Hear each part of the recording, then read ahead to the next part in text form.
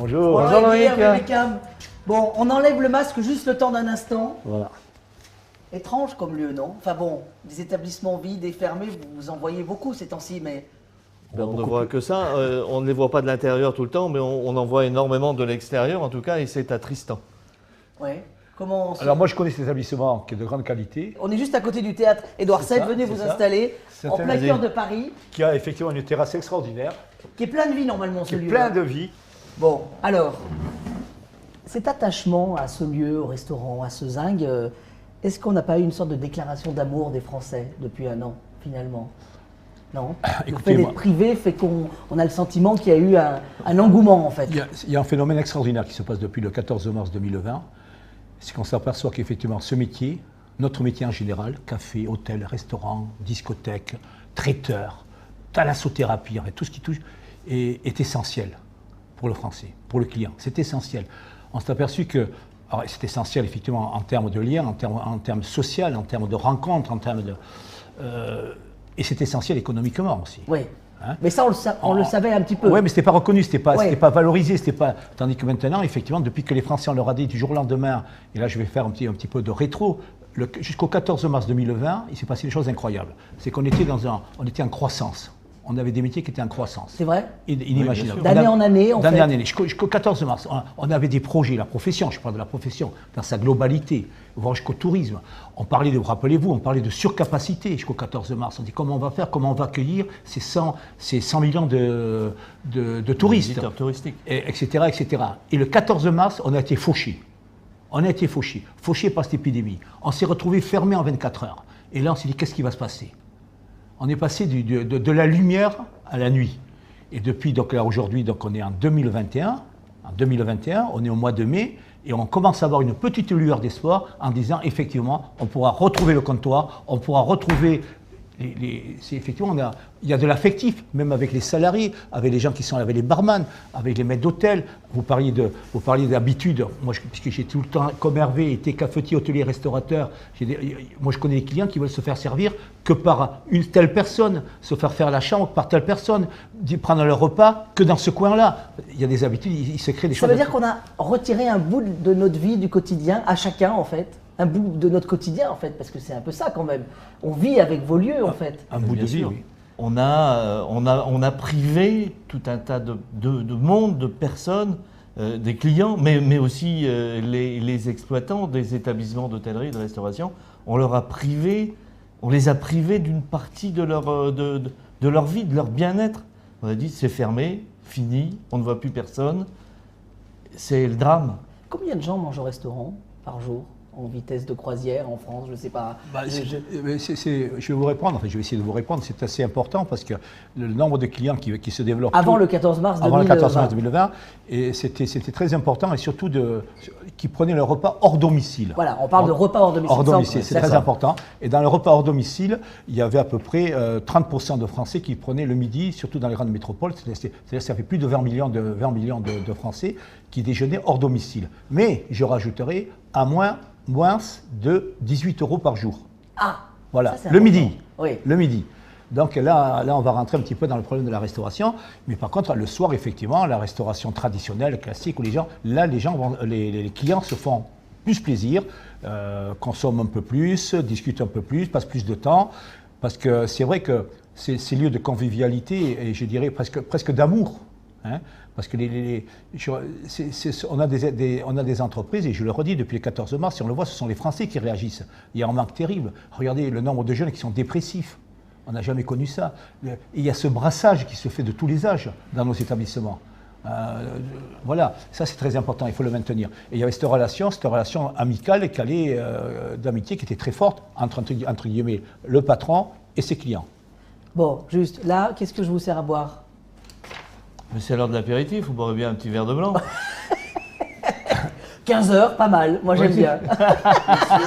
Aussi, ça se fait. Oui, il n'y a pas d'heure pour les bonnes choses. Il n'y a pas d'heure. Bon, alors, 2 petits blancs, un rouge, c'est ça? C'est ça. Allez, parfait. Alors juste, au terme de cette année, comment vous vous sentez? Vous êtes plus proche du chat qui est tombé dans la machine à laver en mode essorage ou de la girafe qui finalement aurait presque gagné des vertèbres et regarde encore plus loin, plus haut? Déjà, nous sommes des chefs d'entreprise. Oui. Il ne faut pas l'oublier.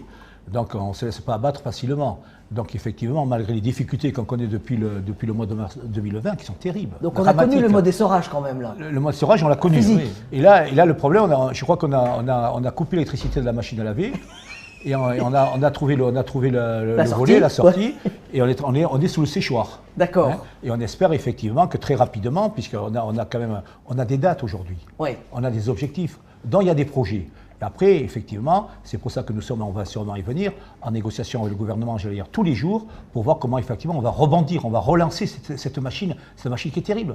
Parce que on parle de la restauration, on parle de l'hôtellerie, mais il ne faut pas oublier la filière. C'est toute une filière. La filière c'est une chaîne en fait finalement. C'est inimaginable. Avec différents maillons, les producteurs, les producteurs, les viticulteurs, les brasseurs, tous les produits frais, enfin je veux dire, les négociants. Les négociants, voilà. Ça veut dire qu'il y a tout un écosystème finalement, voire une planète entière qu'on remet en orbite. Bien sûr, les artisans, pour les artisans. Enfin voilà, on dépend d'une activité phénoménale. C'est lourd à remettre en orbite justement. Ah oui, c'est toute une filière qu'il faut remettre en orbite. Et effectivement, c'est lourd et ça prend du temps. Et c'était bien l'objet de nos demandes répétitives auprès du gouvernement de nous donner une date suffisamment tôt pour que l'on puisse remettre la machine en marche. C'est-à-dire avoir l'anticipation. Parce que oui, bien sûr, nos producteurs, ils ont arrêté de produire. La terre n'a pas arrêté de produire, bien évidemment. Mais il a fallu qu'ils se remettent en mode fourniture, en mode préparation. Les distributeurs, les transporteurs, il a fallu qu'ils réactivent, il faut qu'ils réactivent tout leur réseau. Les producteurs de viande, le frais, tout le frais. Le bœuf, on ne va pas le tuer aujourd'hui pour le consommer demain. Donc il faut anticiper. Et tout ça, c'est un gros travail qu'il était nécessaire, pour lequel il était nécessaire qu'on nous laisse le temps de le mener à bien.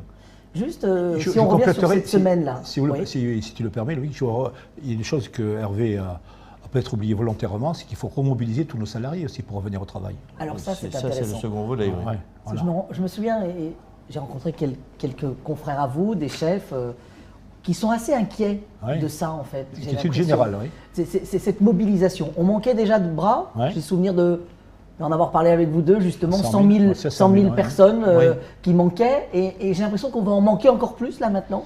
Oui, alors ça dépend à quel rythme on va repartir, nos entreprises. Ouais. Hein, mais effectivement, si on peut... ça fait partie des discussions, des négociations qu'on a effectuées avec la ministre du Travail. Mais est-ce qu'on pourra... Il ne faut pas rêver. Le 19 pour les terrasses, 19 mai et le 9 juin, on ne va pas repartir à pied au plancher. Donc aujourd'hui, nos salariés, nos collaborateurs sont au chômage partiel, en activité partielle. Donc maintenant, on commence à les téléphoner et dire attention, il faut repartir, il faut remettre les baskets, il faut refaire peut-être un petit peu de formation. D'ailleurs, Hervé peut parler de la formation parce que la formation n'a jamais aussi fonctionné que maintenant. Bien sûr que le retour, c'est pas seulement la mise en route de la filière, c'est aussi, et tu fais bien de nous le rappeler, c'est bien de remobiliser dans un premier temps l'ensemble des collaborateurs. Leur redonner l'habitude de venir au travail, de revenir dans leur entreprise. Certains ne sont pas revenus dans leurs entreprises depuis quelques mois. Et tout ça, ça nécessite un travail de préparation. Et heureusement, pour un grand nombre de chefs d'entreprise, ils ont eu la précaution de saisir ce temps disponible pour faire de la formation. Oui. Garder du lien aussi avec les salariés. Et puis la formation, ça obligeait bien évidemment à garder du lien, à correspondre par mail ou physiquement directement, mais à retrouver du lien avec les salariés, avec les collaborateurs. Et tout ça, c'est quelque chose qui nécessite de l'attention et de la prévention, en tout cas, de la préparation pour les chefs d'entreprise et pour les salariés. Et en ce qui concerne plus particulièrement la formation, il est vrai que les chiffres que nous avons aujourd'hui qui peuvent nous permettre de contrôler le volume de formation sont en très très forte hausse pendant toute cette période de fermeture obligatoire. En forte hausse, ça veut dire qu'on a plus formé finalement ? Oui. Ouais. beaucoup Oui, plus. bien sûr, oui. Donc ça veut dire qu'on a eu plus de demandes, enfin de gens qui avaient envie de... Tu sais quoi, ils viennent pour se former, pour changer de métier, ou ils viennent pour se perfectionner, enfin comment on... Alors, il y a les deux, bien sûr, il y a les deux situations. Pour ce qui concerne en tout cas la formation, pour permettre à un salarié de nos entreprises de progresser, c'est la part la plus importante des fonds que nous avons qui sont mobilisés pour ce type de situation.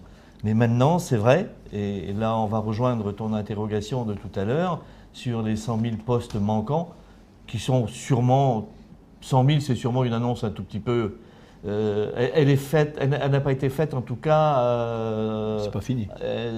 en ayant tous les éléments pour pouvoir le déterminer.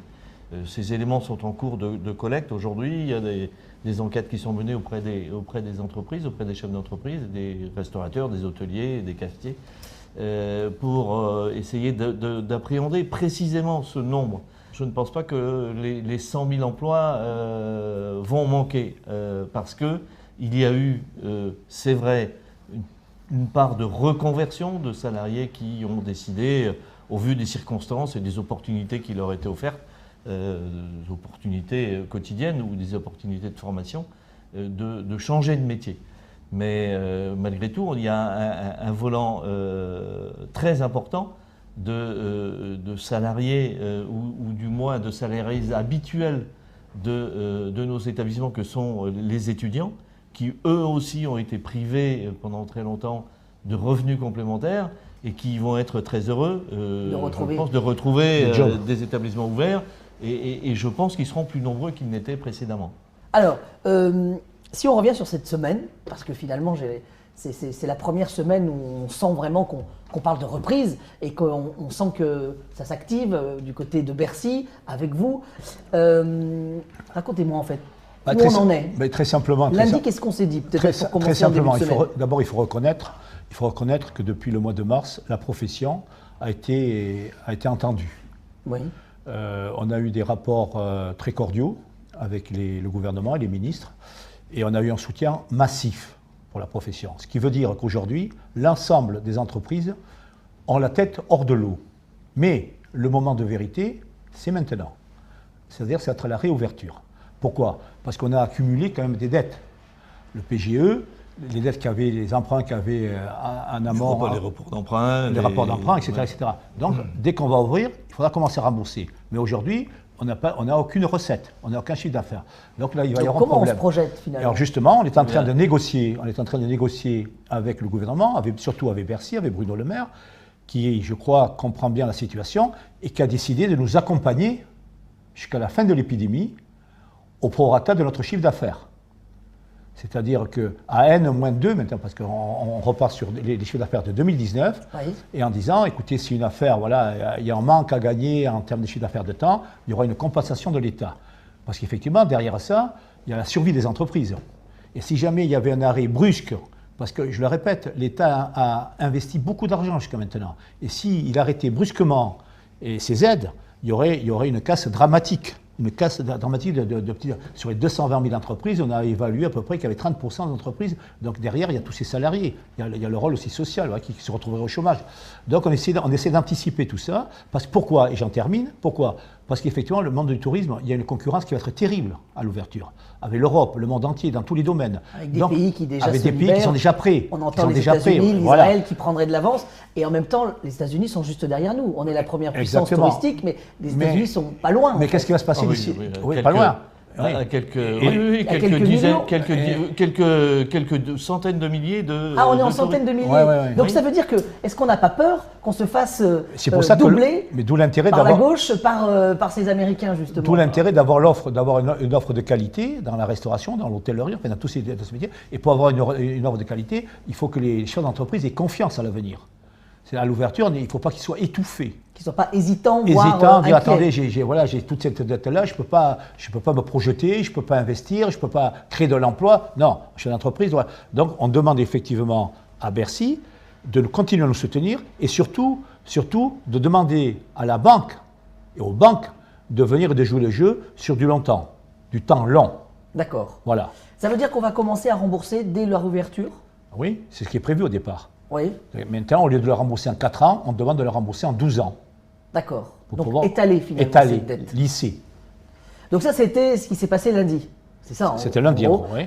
Mercredi, c'était les discothèques qui sont pour lesquelles on sent une inquiétude parce que est-ce qu'on parle vraiment encore d'ouverture? On a parlé d'ouverture des terrasses, des restaurants. Les hôtels sont déjà ouverts depuis un petit moment. Mais comment on se situe vis-à-vis de ça? La situation des discothèques est dramatique. On les a fermées, comme tout le monde, le 14 mars, et depuis, Ils n'ont pas réouvert. Ils n'ont pas réouvert, et surtout, ils n'ont aucun projet d'ouverture. Donc là, on a rencontré effectivement Alain Griset, le ministre des TPE et des PME, et il nous a dit que d'ici le 15 juin, il allait peut-être avancer une date d'ouverture. Mais avant, il faut qu'on aille devant le conseil scientifique, d'où ça ne va pas être facile. Il faut qu'on aille derrière le ministère de l'Intérieur et derrière les banques. Les banques, effectivement, vous savez, quand ils vont dire on va traiter le dossier, on est des partenaires, mais on va le traiter cas par cas. On sait très bien qu'il n'y a personne qui va passer au cas par cas puisqu'ils sont enfermés depuis 14 mois. Hein. Donc il y a un vrai sujet avec les discothèques. Il faut vraiment les soutenir. Et parce ça veut dire qu'il y a finalement faut mener de front ces 3 interlocuteurs en fait. Oui, bien sûr. Et les convaincre tous en même temps pour que tous les voyants soient ouverts pour ouvrir. Parce qu'on est en soutien, je le répète, on est en soutien avec le gouvernement, on est en soutien avec l'État, mais ils n'ont pas la maîtrise de la santé. Ouais. Hein? Donc au-dessus, effectivement, on voit bien que la clé, c'est le monde scientifique qui l'a. Ça veut dire que la clé, elle est peut-être plus au ministère de la Santé qu'au ministère de l'Économie, finalement? Oui, bien sûr. On voit bien que toutes ces annonces, depuis le 14 mars l'année dernière, on nous a dit à plusieurs reprises que la situation s'améliorait et qu'il était envisageable peut-être qu'on allait ouvrir voilà, et tout ça. On a travaillé sur le start and go. En permanence. Oui, stop and go. Oui, stop and go. Stop and go.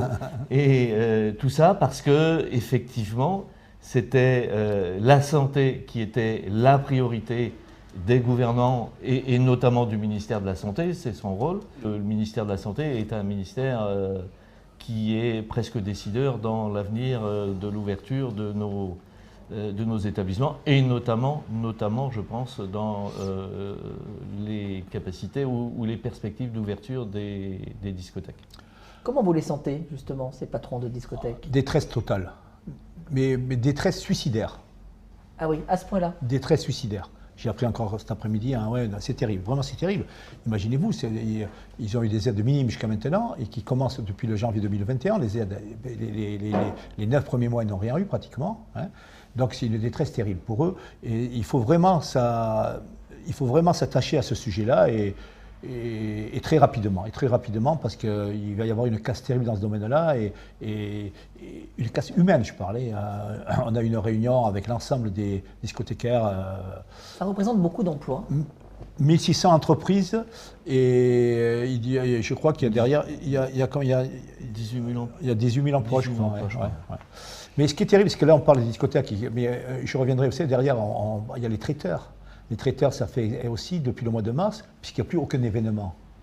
Alors on a commencé de parler des mariages, des choses comme voilà, ça, qui allaient pouvoir avoir lieu cet été. Mais depuis mars 2020, les traiteurs ne font rien. Zéro. Les traiteurs, c'est un gros marché en France. Oui, bien sûr. La thalassothérapie, où il y a de l'hôtellerie, de la restauration. Où tout est mélangé, on ne peut pas vivre l'un sans l'autre. Voilà. Donc, par exemple, nous, puisqu'on a la section des bowling, c'est pareil. Souvent, dans les bowling, il y a un bar, il y a un zinc, il y a un petit coin, on peut grignoter. C'est fini, ils sont fermés. Donc voilà, quand vous parlez, effectivement, il y a toute une... c'est un monde très, très large. Comment on fait pour justement penser, et tous les jours, quand vous vous levez, ne pas oublier ces 1 million de salariés que vous représentez? Parce que finalement, ce qu'on est en train de décrire, c'est ce million de salariés qui est derrière vos métiers et qui sont tous divers en fait. Ouais. Et que l'on veut, et Hervé peut en parler très bien, et que l'on veut former le mieux possible, que l'on veut garder dans nos entreprises le plus longtemps possible, surtout les jeunes, surtout que derrière ça, on parle toujours de l'ascenseur social, j'ai toujours entendu parler de ça, mais il se démontre que la société bouge beaucoup. Maintenant, aux jeunes, il faudra être très imaginatif, il faudra qu'ils aient un intérêt pour rester dans l'entreprise. Et notre responsabilité, nous, effectivement, dans une organisation professionnelle comme la nôtre, c'est justement d'aller voir l'adhérent, de dire attention, Attention, il y a des remises en question, la société bouge, les jeunes bougent beaucoup maintenant, pensent pas comme nous. Donc il faut repenser tout ça, et d'ailleurs le prochain congrès, d'ailleurs, va être, d'après moi, le sujet va être la relance, la formation, l'emploi. Et... Donc on regarde pour demain et après-demain, en fait, c'est ça l'idée. Oui, bien sûr. Notre secteur d'activité est un secteur qui recrute essentiellement, du moins les bonnes recrues, se font auprès des centres de formation d'apprentis. On forme dans notre secteur d'activité près de 50 000 apprentis apprenants tous les ans. D'accord. Et que bien évidemment que c'est au sortir de cette crise, au sortir de toutes ces difficultés connues, qui ne sont pas toutes résolues, hein, c'est clair qu'il en reste beaucoup. Et on n'est pas encore sorti complètement de la crise.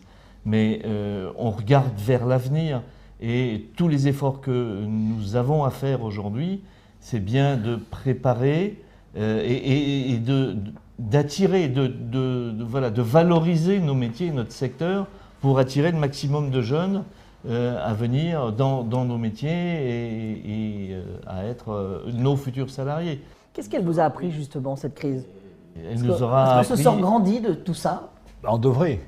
On a pris tellement de coups là, on devrait les analyser. Et puis justement, moi je reviens sur la restauration, je ne suis pas du tout inquiet sur la restauration, sur l'avenir de la restauration, parce que justement, pour des raisons, on a tellement manqué aux Français qu'ils vont revenir dès l'ouverture. Et puis on est tellement habitué à cette restauration française, quoi. Il y a encore même du travail à faire. C'est pour ça qu'on est nous on a des valeurs sur l'apprentissage, on est très exigeants dans ce domaine-là.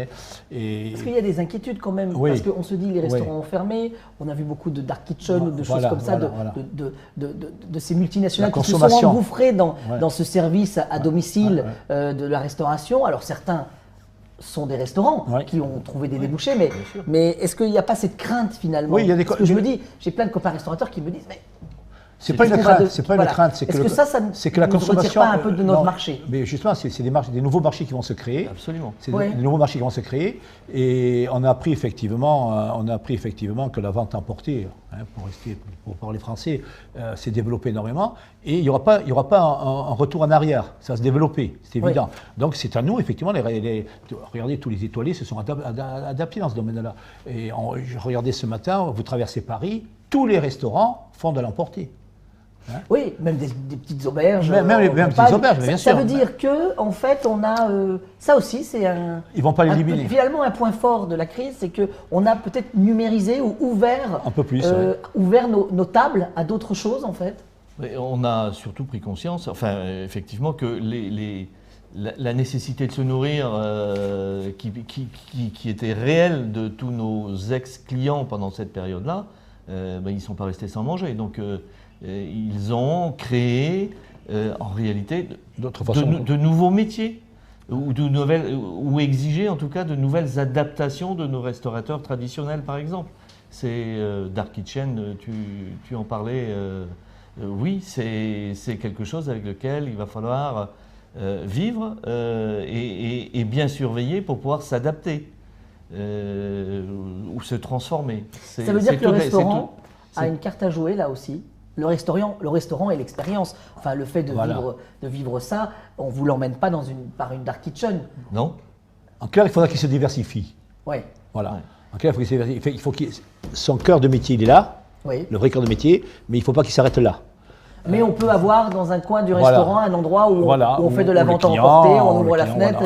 Bien sûr, tout à fait. C'est au chef d'entreprise aujourd'hui d'être suffisamment inventif pour justement prendre un bout de ce qui a fait leur âme de restaurateur précédemment et d'être capable de le transporter soit dans un coin de leur restaurant ou soit à tout autre endroit où on leur demande de le transporter. Mais ça devra toujours rester, il faut que ça reste l'âme de la restauration. Voilà, et je crois que la différenciation dans les choix de la clientèle demain, elle se fera sur cette capacité de pouvoir garder, de pouvoir transmettre, apporter avec les nouvelles obligations de fabrication et de mise à disposition, mais garder ce qui a fait la différence et la qualité de la gastronomie française, enfin du bien manger français et du repas à la française. On n'a pas changé notre ADN. Non, du tout. Mais de toute façon, il n'aura pas le choix, le restaurateur. Le cuisinier n'aura pas le choix. Pourquoi? Parce que s'il ne le fait pas, l'industriel va le remplacer, il va prendre la part de marché. Il faudra qu'il propose cette voie. Et on va aller jusqu'à la restauration, j'appellerais de rue, hein, où très rapidement, le midi, on le voit bien à Paris. Voilà, il faudra être très imaginatif, inventif et proposer des produits comme ça, de qualité. Ça veut dire que finalement, ce temps de pause nous a permis aussi de réfléchir, Bien sûr. a permis à des restaurateurs, des hôteliers de réfléchir, Ouais. de changer ou de qu'est-ce qu'ils ont fait? Ils se sont adaptés? Beaucoup. Ils ont... Ouais. Alors, j'ai entendu le mot hôtelier, là, Loïc. L'hôtellerie, c'est beaucoup plus compliqué que par rapport à la restauration. Oui. L'hôtellerie, pour la réouverture, c'est un gros sujet d'ailleurs qu'on a évoqué avec le Premier ministre, qui a été retenu par le Premier ministre pour voir comment effectivement on va pouvoir les aider. On sait qu'on a des rendez-vous en 2023, il y a la Coupe du Monde de rugby, un élément très important. En 2024, les Jeux Olympiques. Voilà, il y a des... Ça, c'est plutôt bon aussi pour... C'est très bon, bien sûr, je vais y venir. Ça veut dire que Ça, c'est c'est des très fort. détonateurs, Il faut en être fait. prêt. Il faut être Ouais. prêt. Parce qu'on va recevoir effectivement des supporters du monde entier pour les Jeux Olympiques et pour la Coupe du Monde de rugby. Donc il faudra que la France soit représentée à sa juste valeur. Mais je reviens sur l'hôtellerie. D'ici là, l'événementiel, il n'y a plus rien. Tourisme d'affaires, il n'y a plus rien. Le tourisme étranger, très peu, très peu. Donc, le tourisme d'affaires représentait 35% du chiffre d'affaires globalement en France. Et dans les grandes villes, les grandes métropoles comme Paris, plus de 60%. Donc, c'est une difficulté terrible. Et ils vont courber les chines pendant plusieurs mois. Donc, le gouvernement l'a bien compris. Et donc, rien que pour le secteur de l'hôtellerie, ils vont, je crois, repenser un soutien, un accompagnement différent. Ça veut dire que ces grands événements internationaux qu'on accueille, et que je pense même avant 2020, quelques personnes pouvaient se dire, ou pas mal de gens peut-être, se dire, mais pourquoi on les organise finalement? On dépense beaucoup d'argent, on construit des stades. Est-ce que là finalement, ils retrouvent tout leur sens, ces événements sûr. aussi, Bien dans le sûr. sens où ils vont catalyser et accélérer en fait, refaire venir peut-être des gens chez nous? Écoutez, cette question, je l'ai entendue. Moi, j'habite dans une ville qui s'appelle Biarritz. Et au départ, il y a eu tout un débat politique, effectivement, pour développer les congrès, les séminaires. Oui. Et Dieu sait si j'ai participé, moi, à ce développement. Et Où il y a des fois des gens qui ne comprennent pas pourquoi on fait des séminaires ou des congrès, non, ou bien des sûr. lieux en tout cas pour les Voilà. accueillir. Ceci dit, on s'est aperçu qu'un homme d'affaires, quelqu'un qui vient pour faire un séminaire dépense 2 à 3 fois plus qu'un client loisir. C'est pour ça qu'on parle de tourisme d'ailleurs. C'est pour ça qu'on parle de tourisme. bien On parle de Et, tourisme ensuite, d'affaires. et souvent, quand il est bien reçu, quand il trouve bien quand il est bien dans son territoire, dans la ville où il est descendu, il revient avec sa famille. Dans tout ça, fait boule de neige et crée de l'activité, et crée de la richesse. Cette vitesse de croisière qu'on avait en 2020, on va la retrouver quand, d'après vous? L'accélération de la vaccination, les mesures qui ont été prises et qui n'ont pas réglé le problème de la pandémie, mais du moins ont ralenti sa progression, tout ça sont des éléments qui nous donnent de l'espoir et de pouvoir retrouver en tout cas le fonctionnement de nos établissements de restauration et d'hôtellerie, voilà, dans un avenir de la fin de cette année, du début de 2022. Ça veut dire qu'en presque un an, on pourrait arriver à... Parce que par exemple, l'aviation parle de 2025. Ouais. Oui. Voilà. Alors, avec la particularité de l'hôtellerie et des grands centres touristiques qui, eux, bien évidemment, sont directement impactés par la reprise ou pas des vols internationaux, des déplacements internationaux, que ce soit pour des raisons touristiques de loisirs ou pour des raisons d'affaires. On a le sentiment que c'est un peu la revanche du rural, finalement, Mais j'allais sur venir. l'urbain. Est-ce que ça ne sera pas plus difficile La ruralité ici à Paris Ouais, beaucoup plus difficile. que finalement en Auvergne ou en Bretagne? Ouais. La ruralité va repartir beaucoup plus rapidement et beaucoup mieux. On l'a déjà vu cet été. On l'a par déjà vu exemple, cet été, Oui, bien sûr. et on va le voir. Les entreprises, que ce soit la restauration, l'hôtellerie, enfin les cafés, tous nos métiers, quoi, peuvent déclencher, si tout se passe bien, dans le monde rural, dès cet été. Mais après, les grandes métropoles, tout ça, non. Et tout ce qui amène du business, c'est ce qu'on disait, quoi, par rapport au tourisme, les grands rendez-vous, ils ne seront pas présents. L'UMI a encore du boulot. Parce que Oui. là, on se dit ça, il y a les 2 ans sont passés, vous n'avez peut-être pas arrêté une seconde. Est-ce que là, il y a encore des chantiers alors, ça veut dire? Parce qu'il va falloir penser à tous ceux qui Les chantiers sont ne vont énormes. pas redémarrer tout de suite. Bien enfin, sûr, voilà. les chantiers sont énormes dans ce qu'on appelle le rebond, la relance, quoi. Ouais. Là, jusqu'à maintenant, on a travaillé pour sauver les entreprises. D'accord. Jusqu'à maintenant. Et là, maintenant, Leur on va faire garder la tête et maintenant, hors de l'eau. hors de l'eau, en fait. Voilà. la tête hors de l'eau. Là, on y est arrivé, parce qu'on a des difficultés maintenant pour faire repartir tout ça. Maintenant, il faut faire repartir toutes ces entreprises, il faut les réactiver, il faut réinjecter des moyens pour, je dis, répondre à la demande. Et je le répète, puisque la concurrence va être très rude. Hein. Donc, il faut qu'on soit au top, puisqu'on était un pays très attractif, il faut continuer à l'être. Et on a effectivement, je reviens sur la ruralité, et c'est peut-être un petit peu la chance, on a commencé par les Français qui ont découvert leur pays, jusqu'à maintenant, qui ne connaissaient pas et qui apprécient beaucoup tous ces différents territoires. On a une chance extraordinaire, on en parle tout le temps, mais les Français ne le connaissaient pas. Maintenant, on espère qu'on fera la même chose avec les touristes étrangers. Est-ce que c'est pas une force de notre pays d'ailleurs aussi? Mais si, bien sûr. D'avoir de la restauration jusqu'à dans la ruralité. Bien Ce sûr. n'est pas forcément le cas de tous les pays en fait. Mais c'est Ou ce dès qui a qu'on sort d'une métropole, Bien dans sûr. certains grands pays touristiques, on n'a pas cette offre-là. C'est ce qui a fait l'attractivité de la France. Les 90 millions en 2019 ou les 100 millions qui étaient en perspective. C'est cette diversité. C'est Ouais, cette ouais. diversité qui a fait Toutes ces régions font la qualité de la gastronomie française, c'est pas seulement la qualité du produit que l'on mange, c'est aussi toute sa diversité et sa diversité d'établissements. Partout en France, il y avait une auberge, un café, un petit hôtel. Bon, vous avez beaucoup travaillé avec les ministères, avec la CPME, même les autres syndicats finalement de l'hôtellerie et de la restauration. Ouais. Est-ce que on ne s'est pas rapproché de ses frères finalement aussi un peu? Non, Enfin, mais, c'est cette crise. mais ça s'est fait naturellement, j'allais dire. Pourquoi? Parce qu'effectivement, aujourd'hui, il y a 4 organisations professionnelles. Hein. Oui. Bon. Et vu les sujets, effectivement, quand on a vu l'importance de cette tragédie, de cette épidémie par rapport à nos entreprises, et des invitations qu'on a eues dès le mois de mars, Ça veut dire que dès le 16 ou le 15 mars, on a travaillé. il y a eu cette idée de travailler ensemble, Elle s'est fait naturellement. C'était Oui. même pas une idée. sans vouloir le faire. Sans en vouloir fait. le faire. Oui. Pourquoi? Parce que les bien sujets, on travaillait tous les mêmes sujets et on les défendait de la même façon. Et on avait, et puis le gouvernement a compris qu'au lieu d'avoir 4 organisations, avoir simplement une organisation qui parle au nom des 4 organisations, ça changeait tout. Donc effectivement, pourquoi pas imaginer très rapidement, et c'est peut-être le rôle de Hervé et le mien, d'ici notre départ, et de construire une organisation qui représente effectivement l'ensemble de la profession. Ce serait formidable parce qu'on peut imaginer que sur les 220 000 entreprises, on pourrait avoir un taux de pénétration de plus de 50%. Donc on serait une force qui serait au-dessus de l'automobile et qui serait, enfin c'est absolument incroyable au niveau de l'écoute, au niveau médiatique, au niveau politique, au niveau économique. Donc on va insister dans ce domaine-là. Ça veut dire qu'on appuierait une nouvelle fois sur le fait que finalement c'est peut-être la première industrie de France. Parce qu'on nous parle souvent d'aviation, Mais bien sûr. d'armement, Oui, de non, mais tout à porte-avions fait. qu'on Bien construit sûr. et qu'on vend à l'étranger, Bien sûr. ou d'avions. D'où l'intérêt de se regrouper Oui. pour justement démontrer, pour valoriser, légitimer ce qu'on est vraiment la première organisation. Et le tourisme, 160 milliards de chiffre d'affaires, 2 millions d'emplois. Nos métiers, 1 million d'emplois, 85 milliards de chiffre d'affaires. C'est énorme.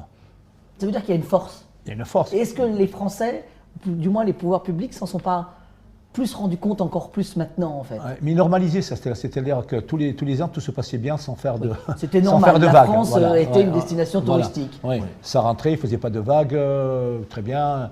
Ils trouvaient bien qu'il y ait plusieurs organisations qui défendent leur truc. Bon voilà. Maintenant, effectivement, si le but, et on va voir comment ça se passait, parce qu'on se parle avec les quatre Européens, on se parlait, on a tous cette volonté aujourd'hui de faire différemment. Bon. Oui, je crois que l'expérience des deux réunions auxquelles tu faisais allusion tout à l'heure, celle de lundi et celle de mercredi, elle est édifiante. Je veux dire qu'il y avait là les quatre organisations présentes aux côtés des ministres. Il y a eu un porte-parole pour chaque sujet, je veux dire, Il y a une qui sorte de a porté la consensus, parole, en fait. qui a porté la parole des autres parce que Parce que voilà, c'est un même métier, ce sont les mêmes intérêts qui sont à défendre et les mêmes difficultés qui sont à défendre aussi et à faire évoluer. On joue le même morceau sans fausse note. Bon, alors on a parlé de la projection, on a parlé de l'UMI. Comment les deux bonhommes que j'ai en face de moi, ils se sentent là maintenant, après cette année? Voilà. Deuxième mandat. Et là, on termine effectivement. Là, nous, on est sur notre deuxième mandat. C'était pas de tout repos, là, non? C'était pas de tout repos. Déjà, avec un peu de modestie, je vais quand même rappeler qu'avec Hervé, quand on a repris en 2010 cette organisation qui était formidable, elle était pratiquement à genoux, en dépôt de bilan. Un dépôt de bilan, je veux dire, humain, en termes de moyens, en termes de structure, tout ça. Parce que malheureusement, même si on ne l'a pas vécu, il y a eu une crise violente avant. Donc on est reparti. Est-ce qu'elle se cherchait pas elle-même, chercher son rôle, Oui, bien sûr, bien sûr. Et alors, on a beaucoup étonné, c'est-à-dire ce qui a beaucoup étonné effectivement dans la réorganisation, on est parti avec un programme très clair, et ça a été notre force jusqu'à aujourd'hui en tout cas, c'était la complicité qu'il y avait entre Hervé et moi dans le travail. Ça a été une force extraordinaire, qui est reconnue par tout le monde. Et derrière ça, on a un directoire avec 4 présidents de branche, qui n'ont pas changé depuis les débuts, depuis l'origine, avec des grosses personnalités, des gens qui sont passionnés de leur métier. On a une structure de formation, la même chose. Donc ce qui fait, c'est que, malgré, inutile de vous dire que le directoire, chez nous, avec tous les sujets, effectivement, et l'importance des décisions, c'est quand on a des moments difficiles, des décisions dures à prendre. Et la personnalité. Et la personnalité qui est très forte. Très forte.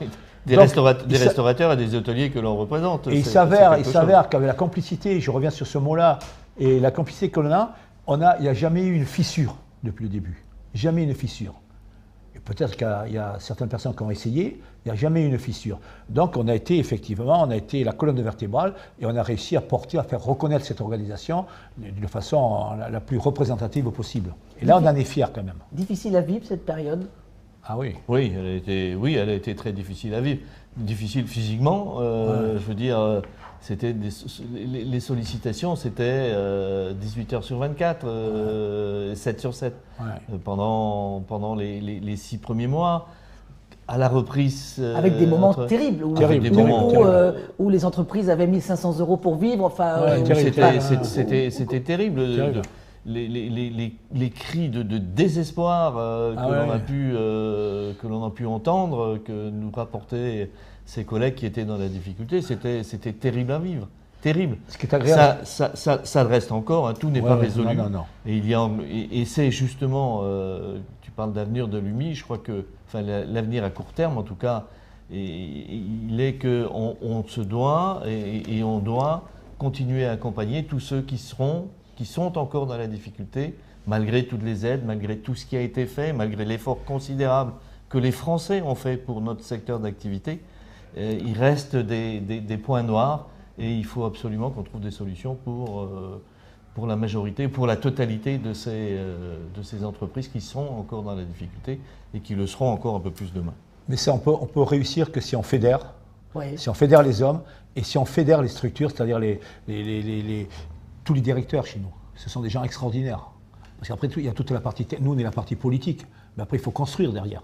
Et on a la chance d'avoir là aussi des directeurs depuis l'origine, que ce soit dans le juridique, le social, l'économie, le numérique, et bien sûr l'emploi, la formation, et bien sûr tout ce qui est communication institutionnelle. Et là on est une machine de guerre, Parce que nous on ne peut pas tout faire. Nous on sait, on a un cap, on sait où on voulait aller depuis l'origine, on sait ce qu'on a construit. C'est facile parce qu'on est parti de rien, on sait ce qu'on a fait, et j'espère que d'ici 2022, ceux qui vont reprendre effectivement ce fonds de commerce vont, cette organisation vont continuer à le développer.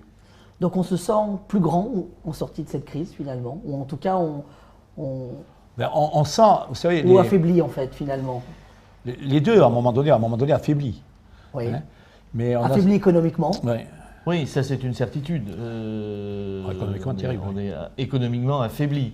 Les entreprises vont mettre quelques années, pour celles qui pourront le faire, en tout cas, vont mettre quelques années à se remettre des pertes abyssales qu'elles ont accumulées et qu'elles ont eues.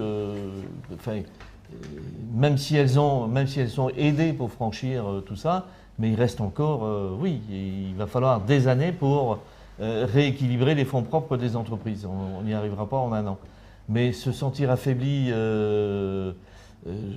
professionnellement... C'est plutôt grandi finalement. Oui, tout à fait, parce que toutes ces... Dans la difficulté, les gens se rapprochent, les gens se serrent les coudes, les gens apprennent, se mobilisent, les gens deviennent force pour vivre, créer, ils cherchent des solutions. Ça veut dire qu'on se sent plus fort aussi? Mais Enfin, ou du moins, on se dit qu'on peut faire bouger des montagnes ou des choses après cette année-là, en fait. Oui, pourquoi? Parce que souvent, on nous reproche à quoi sert une organisation comme la nôtre. Ça, c'est quand tout C'est va. vrai, on a souvent parlé des derniers septennats Bien sûr. C'est vrai que les derniers mandats de président, souvent on nous en dit les corps intermédiaires. Voilà, j'allais venir. À quoi ça, j'allais venir. Voilà. À ça, les corps intermédiaires. Mais moi, notre satisfaction aujourd'hui par rapport à cette crise qu'on a subie, là, c'est que s'il n'y avait pas eu les corps intermédiaires, s'il n'y avait pas eu l'UMI et les autres organisations, je crois que le gouvernement n'aurait pas pu résoudre tous les problèmes qu'ils ont résolus. Ça veut dire qu'on avait des hommes au sommet d'une pyramide et aucun lien avec la base, en fait. Voilà, on a servi de sas. De communication, de sas de proposition, de ça. Voilà. Le gouvernement et l'État avaient en face un interlocuteur sur lequel ils pouvaient se reposer, poser les problèmes. C'est important d'être tête de réseau finalement. Ah, il me semble. Oui, bien sûr. Parce qu'il me semble, oui. Alors après, il faut... Et je reconnais que maintenant, effectivement, les adhérents, puis l'ensemble de la profession, maintenant, on le voit, nous, on reçoit tous les jours, quand même des petits mots de remerciement par rapport à nos travaux. C'est quand même agréable. Oui, tout à fait. Ça vous fait plaisir, ça? Ben, ça commence. Tu connais des hommes... Vous avez l'armure dure, hein, les gars, là. Tu connais beaucoup d'hommes ou de femmes d'ailleurs, qui refusent d'entendre que quelquefois elles ont bien fait le travail. Bon, alors, on a parlé que vous dormiez pas beaucoup finalement. Qu'est-ce qu'il y aurait sur votre table de chevet? Je vous ai sélectionné des petits livres là. Je voulais connaître les bonhommes un peu. Je les ai pas vus. Voilà, alors levez-vous, venez avec moi. C'est juste là.